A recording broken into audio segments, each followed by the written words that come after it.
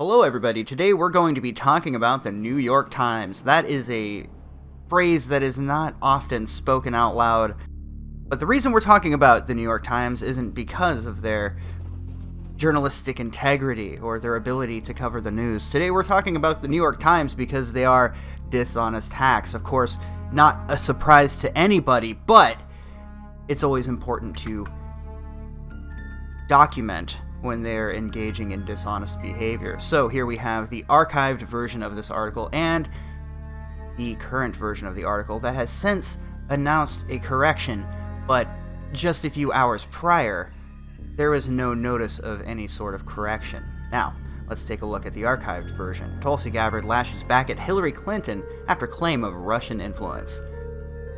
Hillary Clinton waded into the Democratic primary on Friday by suggesting that Russia was grooming Representative Tulsi Gabbard of Hawaii as a third-party candidate for president.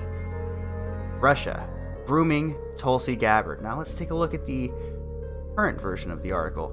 Republicans were grooming her as a third-party candidate. Well, that's weird.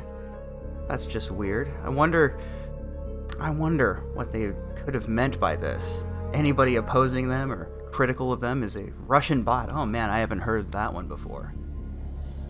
Now to an extraordinary development in the presidential campaign. Hillary Clinton, the 2016 nominee, called Tulsi Gabbard, one of the current candidates, quote, the favorite of the Russians. To meddle in the 2020 election, much in the same way they meddled in her election in 2016. On a podcast interview, Clinton said, quote, they're grooming her to be the third-party candidate. She's the favorite of the Russians. They have a bunch of sites and bots and other ways of supporting her so far.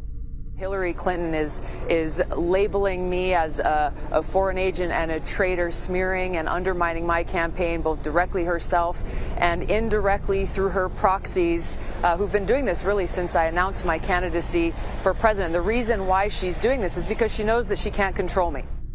Story's pretty straightforward, but I wanted to document the fact that the New York Times are a bunch of dishonest activist journalists, bloggers really. They aren't really journalists, but they're compromised by their partisan hackery, and nobody should take them seriously unless we're seriously laughing at their expense.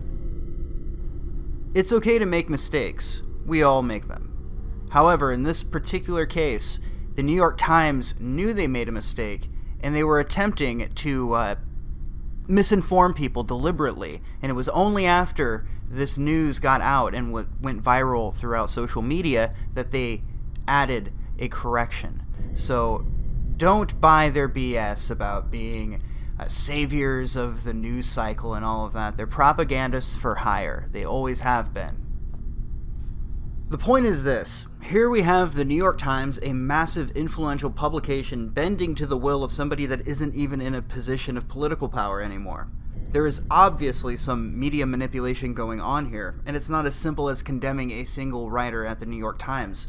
This went through editing and was presumably signed off by their editor-in-chief.